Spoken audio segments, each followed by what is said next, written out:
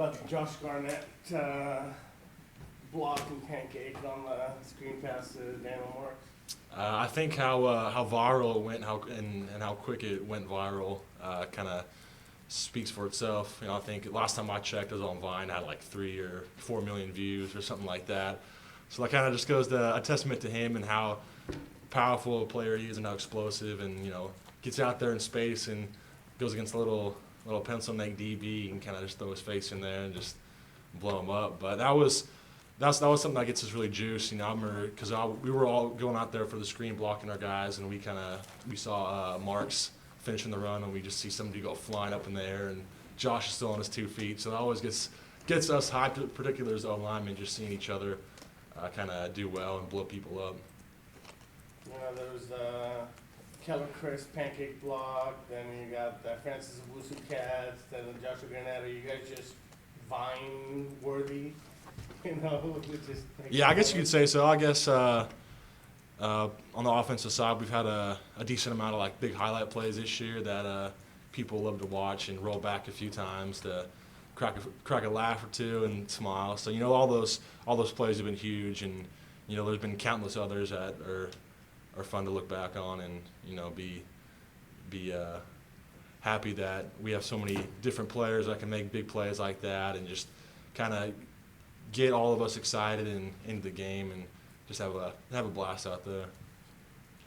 Kyle, we've seen the growth of this offensive line, especially this year, since halfway of the Central Florida game, I suppose. But everybody says, well, that's the real, and the coaches have always said the same thing. The offensive line has really been the key to this offense, and getting all these playmakers a chance to do what they can do, giving Kevin a chance to do what he can do. How would you describe specifically the ways that your offensive line has improved over the course of this year?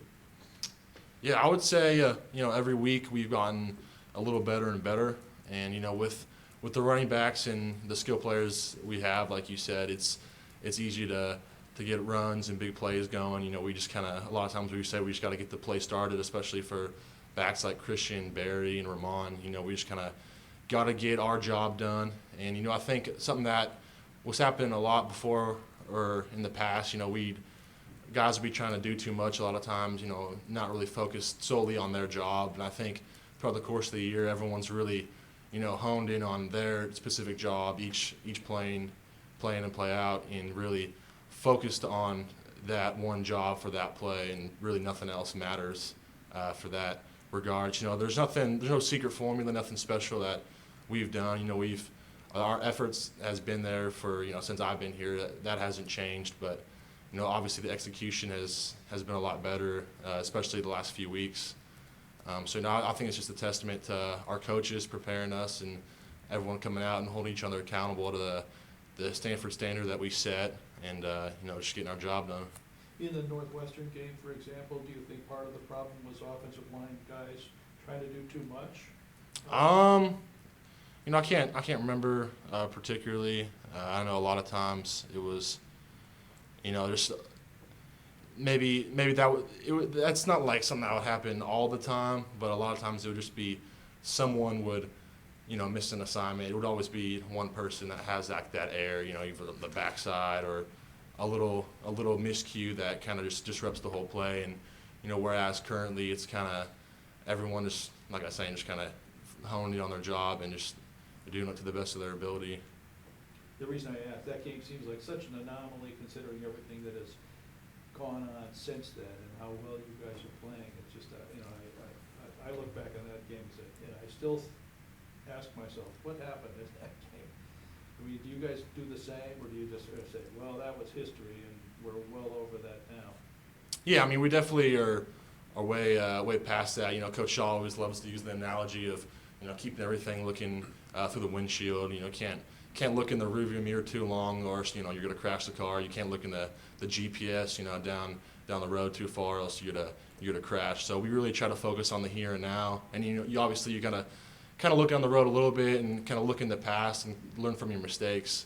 But typically after, whether it be a big win or a heartbreaking loss like that, we usually try to just learn from our mistakes and just go back to the practice field and work, because that's really all we know how to do, and the only thing we can do to keep getting better each and every week. Do you like playing on the left side better? Yeah, Just, I mean, it's a blind side, obviously, with a right-handed quarterback, and you're playing next to Garnett, but, in general, do you like playing left side better? yeah, it feels a little more natural. Both sides for me haven't really been much of a difference as far as technique wise. It always takes a little time to get used to one side or the other. But just growing up being the biggest kid on the team, the biggest kid in the school, they always stick you at left tackle. So making the switch back this year was kind of feel a little more natural, just because I've always done it my whole life. And obviously playing next to Josh is pretty fun too, having some good double teams and whatnot. Why do you two play on the right side on the kicking teams? The PAT and is it a field goal team, the same? Yeah, so actually we it's always flipped, just because the way like our stance stagger is on field goal. You know how usually our outside leg is back in like regular offensive line play. When we go on field goal, it's our inside leg is back. So it's essentially like our same stance, so it just it keeps the stagger. It's a really inside baseball to me, but you're doing a different stance than what you normally do? No, it's the same stance. So if you look at me like I'm a left tackle, my left foot's always back. So when we go field goal, if we're on the right side, it's the same thing. We just step down with like that leg that's back. So I know it's Coach Alomar, our special teams coaches. It's his philosophy and the way he's done things. Since I've been here, and it seemed to work. Knock on wood, we haven't really had any blocks or anything. We've been pretty well in the protection. So there was a play in this game where you lined up wide and at wide receiver. Yeah. Was that the first time you've ever done that? That was as far as I know. I know my sophomore year when I was doing a lot of like the jumbo lineman stuff. I had a couple routes and didn't unfortunately. Was a freshman, yeah. One as a freshman, one as a sophomore, and actually the sophomore was against Washington State, ironically, but fortunately they didn't connect. But yeah, this play in particular, we actually stole from the Patriots playbook. I think they used it against the Ravens last year in the AFC Championship game.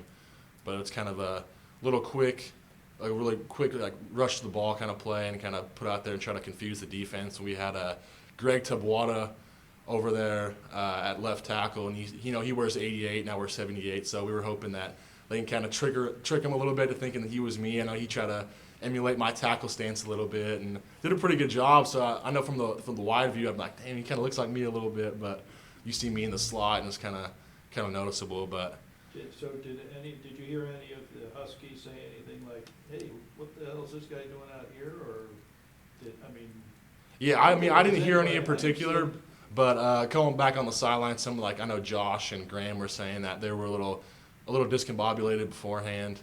But I think they did a pretty good job of covering the play. I know Washington, Chris Peterson loves doing a bunch of trick plays, so they might have been a little more prepared than a lot of teams are. But you saw Hogan put a great ball and Tabuada making an awesome catch. Well, you had your hands up. You were looking for the ball. Yeah, I know. No one covered me either. So if Hogan would have threw it to me in the slot, it would give me a little bubble screen. It probably would have at least got the first down.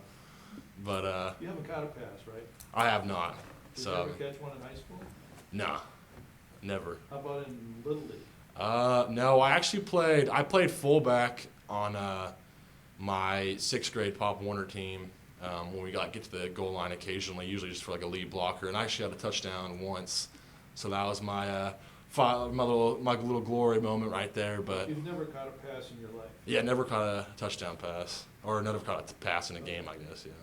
But you were an option on that play, though. If other guys were covered, hypothetically, you could have got. I guess if Hogan wanted to, dish the ball out to me, but I know he was. I was probably the last in his progression, just in case, if all else failed. You were the 8th option. Yeah, I felt a little helpless out there because I know he had a little pressure, and I'm kind of just sitting there in the slot like this, kind of wanting to just go run in there and try to block someone, but that wasn't my job for the play. But it was fun. It's always fun, kind of mixing it up and pseudo playing a different position for even just one play. Is your brother still with the Vikings? No, he ended that last year, and he got a job up in Portland at the Adidas headquarters because he majored in mechanical engineering. So he's kind of doing a lot of stuff with their new prototypes, and he's working in their like innovation lab. So he's doing well for himself. I know he really loves being around sports, so that was kind of his ideal job. Gets free shoes. Yeah, I know he gets pretty good discount on employee stuff. Unfortunately, we're a big Nike school, so he can't really hook me up with any gear, or else I'll get in trouble. So, but I'm good with Nike. Hey, Kyle, I remember you talked about how Cameron Fleming was a big influence on you, and I'm just wondering if you are kind of passing down the torch to maybe one of the younger guys, kind of like Cameron did with you, helping you out. Yeah, definitely. I mean, that's something that has been huge just for our program's success over the years. The older guys always taking the younger guys under their wing and teaching them the ins and outs of the position. That was a big thing for us particularly. I know David Yankee really took Josh Garnett under his wing, and Cam really helped out me and Andrus particularly when we were like freshmen and sophomores, to really kind of helping out. These days I'm really trying to put some of that knowledge on. Obviously Casey Tucker, who's still really young. He's only a true sophomore, and he's played a lot of football for us, but he's still. I remember when I was a sophomore, I was just kind of playing the extra lineman roles, so kind of playing every play and play out. There's a lot of pressure and a lot of things, and it's still kind of hard to grasp everything in the offense. So I try to instill as much knowledge on him and try to give him pointers here and there. And we got some young guys, A.T. Hall and David Bright, who've been making huge strides so far this season and in the off season. So I try to do my best to help them, and maybe not so much always a huge vocal point of view, but show them, lead by example. And we always do drills in practice, pre-practice, post-practice, to kind of try to better ourselves and just help each other be the best we can be. Saturday's game is going to be on Halloween. What costumes have you worn in the past for Halloween? Let's see. Since I've been here, my freshman year, I want to say it might have been on a Thursday or something, so I wasn't able to, dress up because it was game day. I think we had a game the next day. And then my sophomore year, I was sick.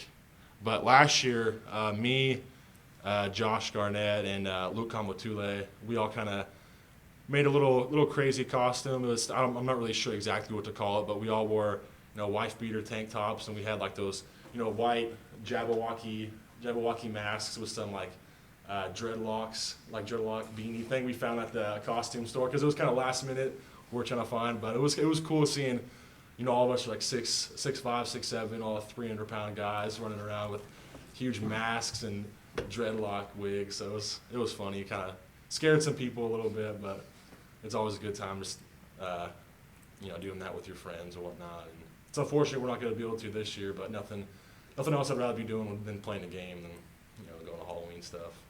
We'll be in costume, just in a Stanford uniform. Yeah, so we'll all be alike, be stormtroopers. Colin, what do you see that's different about Hogan this year? I think he's always been that really calm presence in the huddle. They're real confident and can kind of lead us and always lead our offense. Whether things are going good and going bad. And, but obviously this year, I think he's been incredibly efficient. You guys all know the numbers probably better than I do, and I think that just goes to a testament of his preparation and his toughness and his ability to fight through adversity. You guys saw the play against USC and that gruesome injury he had. I didn't even know until after the game when I saw the highlights. He was able to toughen through that and just have the poise and confidence and leadership to really lead us through tough situations like that.